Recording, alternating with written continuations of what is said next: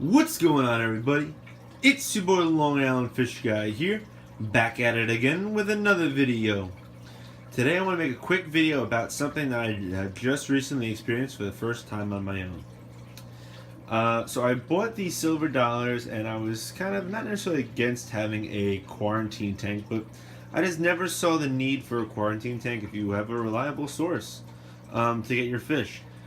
Turns out I was wrong, and everybody who ever told me anything said, yeah, it's kind of good to get a quarantine tank. So I added the silver dollars in, and I was a little sketchy about them because one of the fish in the tank looked like they had an issue with them, and I was right. I got ick in this tank roughly, I would say, a week to a week and a half after getting the geophagus and the silver dollars. First, I kind of panicked a little bit, and I kind of obsessed over all the research I needed to do and how to treat this. A lot of people who treat this typically, I feel like, go to chemicals.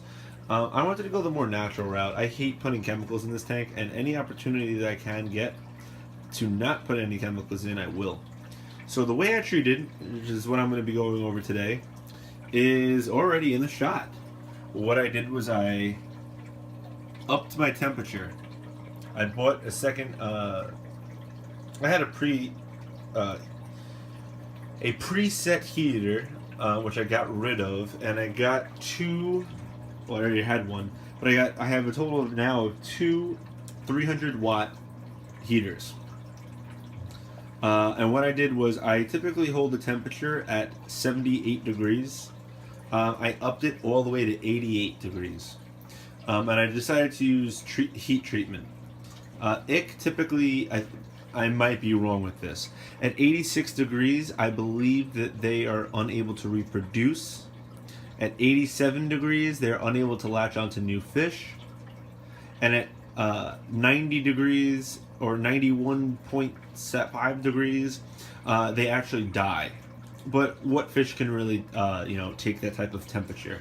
I don't have an air stone in here, but what I did do was the temperature level was lowered, so that I had a lot of air bubbles, like you see, like up there, more so. My two filters on the side, which are the newer aquarium 75s, actually give off a lot of air because it crashes down the water pretty hard. After about 3 or 4 days, I did see the ick clear up pretty well. The ick never got that bad in my tank. Luckily, I lost no fish from it because I caught it extremely early on. The only fish that were affected by it were my silver dollars. My Oscar had a few spots on him. My Geo had, when I say a few spots, I mean single digits. My Geo had only a few spots. My Hoplos had a few spots. The pike, the worst fish that had it were the silver dollars and the pike. I would say that at one point they all had, I would say, roughly about 15 spots in them each. My pike had it pretty bad at the end, which I was pretty surprised with. My Dempsey, my Firemouth, my Royal Pleco, they didn't get any spots. They were fine. I know that certain fish are actually immune to it if they've ever been treated to it before, so I wonder if they were treated at a very young age.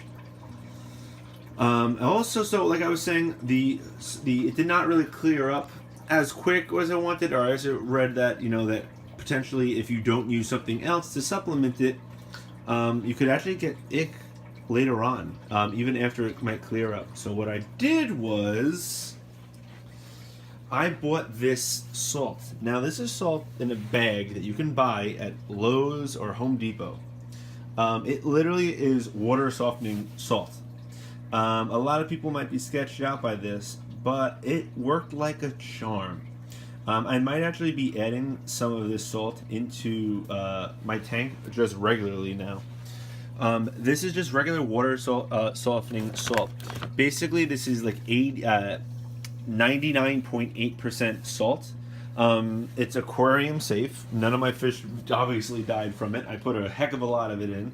It's a 40 or 50-pound bag. I bought it for about $6. Now, if you wanted to buy actual aquarium salt, and you wanted to buy 40 pounds of it for a tank this big, it would cost you probably somewhere in the hundreds. Probably about $100 to buy that amount. Granted, I don't need 40 pounds, but I bought it anyway. And it was safe in the tank, and it did the job that I needed to do. Aquarium salt is nothing more than a gimmick. It's the same thing. As long as salt is salt, I don't care what you say. There's no bleach in there, no nothing. I don't know what that 2.2% is, but clearly it's not lethal to the fish. But that's it. Basically what I did was I set the temperature to 88 degrees for about 10 days, a little bit over, I'd say maybe about 11 days, 12 days.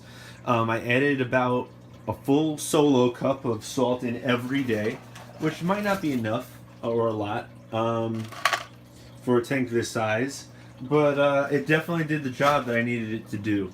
The tank's now been brought down to 82 degrees. I'm bringing it down nice and slow. I brought it from like 88 to 86, and I jumped from about 86 to 82. I'll probably only drop it down to about 80 degrees. I'll let them kind of get used to the 82, and then I'll drop it back down to about 80. I don't think I'm going to go 78, just because I do think it's better for beneficial bacteria purposes and things like that. Another issue I was thinking I was going to have was maybe even potentially getting ick in this tank. As you can see, my shovel nose on the right there, right next to the heater, he is getting big. He's going to be going into the 125 relatively soon, I think. Definitely, I would say by the middle of May or the end of May. He has grown, I would say, about an inch after my Jaguar ripped him up a little bit. And that's an inch probably in the past, I would say, week or two. Not week, but probably about 2 weeks I've seen him grow about an inch. And these guys skyrocket. But I was worried about the ick because I just added this rainbow rock in from this tank when I added my new pots in, which I did not talk about. I added the rainbow rock in this tank, and the day after is when I found the ick. I was pretty nervous I was going to get ick in this tank, but if you see my little Cory swimming around, they are looking good. There's no spots in them, no nothing.